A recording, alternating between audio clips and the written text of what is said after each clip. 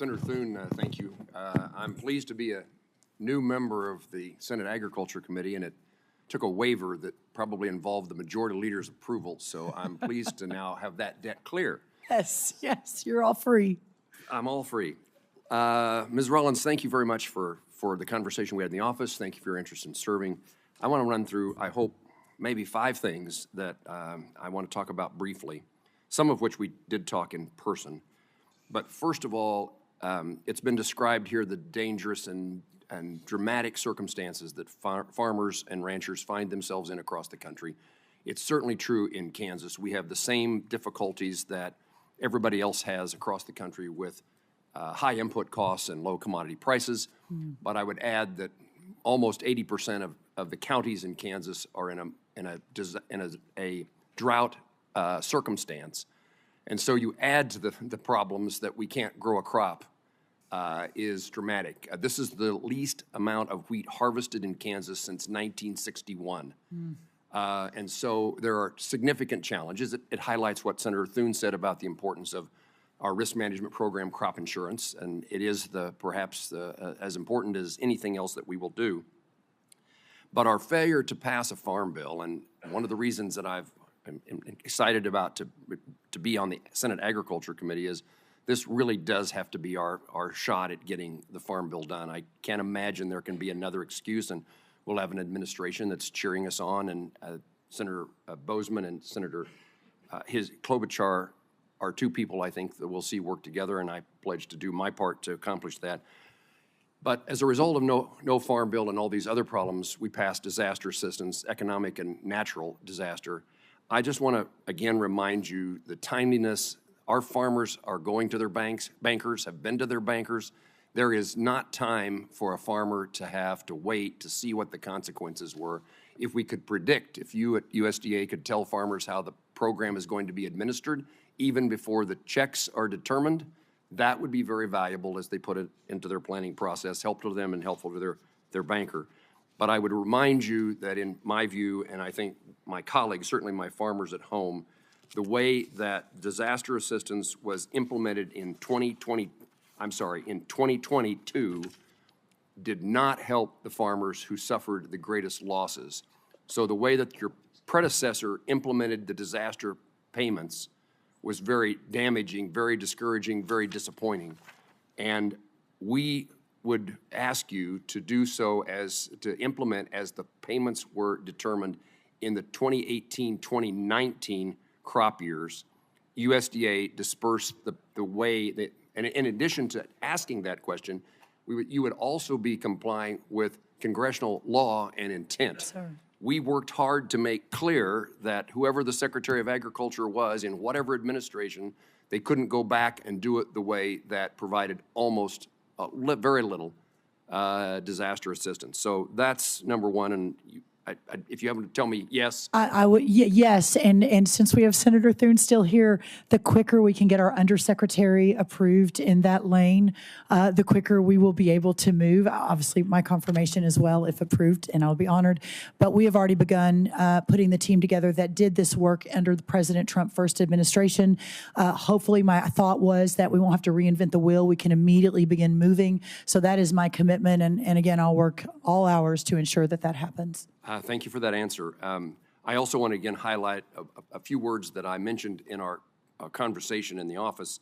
The National Bio and Agro Defense Facility. Yes, sir. So in Manhattan, Kansas, near Kansas State University, is this national center created as a result of the fear of an introduction of some entity, something into our food supply system that would be a terrorist act, and did we have the capability scientifically to respond? And that facility is a $1.5 billion facility. It employs 400 people, and it has greater potential than what has been developed between the Department of Homeland Security and the Department of Agriculture. And it has been transferred to USDA. It's your responsibility. And I would like if you could give me a point person now or a few days from now in which could become my point person on the National Bio-Agro-Science Facility? Yes, sir. I can't do it right at this moment, but I will absolutely get that to you as soon as I have the ability to do that. I don't know if I have to wait to be confirmed. If I don't, you will get that right away. If I do, hopefully that will come upon confirmation very soon. It seems to me that we should be working for your fast confirmation. That seems like a really good idea. Talked about. Let me highlight NIFA and ERS. So the Trump administration in the past decided that they wanted to help put departments, agencies, federal employees across the country, not totally centered here in Washington, D.C., the nation's capital. And NIFA and ERS agencies were moved to Kansas City. And there is, I think what happened is in the circumstances here in Washington, D.C., there were 650 or 700 employees. I'm told that there are 400 employees now in Kansas City, but I'm also, at least by press reports, only 20% of the people are actually working in the office. So if we want to have the kind of consequence in reviving rural America, other places in the country, this is certainly a Kansas issue, but it's a Kansas, Missouri, Nebraska, Iowa, where sometimes our farm kids can't get a job back on the farm, can't return to the family farm, but they want to work in agriculture, or it's a spouse of somebody who's on the farm. And having those agencies and their employees in places like Kansas and Missouri and Iowa and Nebraska creates opportunities that would not otherwise exist. And so, in my view, the purpose of the move was defeated in the reality of telling people, well, you stay in D.C. and work from home. And that fits in with what a conversation that a number of us had about actually getting USDA and other federal employees back in the office. I 100% agree with you. I am extremely excited to get our workforce back into the office, whether it's here in Washington or out across the country. I think that in the business that we are in at USDA, a customer business, and being available for our customers, whether that is up in Senator Welch's Vermont or my Texas or wherever it is, your Kansas, that we have people in the office. So that will be a very big priority of mine. Thank you. I'm involved in SAF, Renewable Aviation Fuel. We have introduced legislation, Farm to Fly. It has been made a part of the draft of both the House and Senate farm bills. And I would just ask your awareness that there's an opportunity for agriculture across the country as we begin to fuel the aviation industry.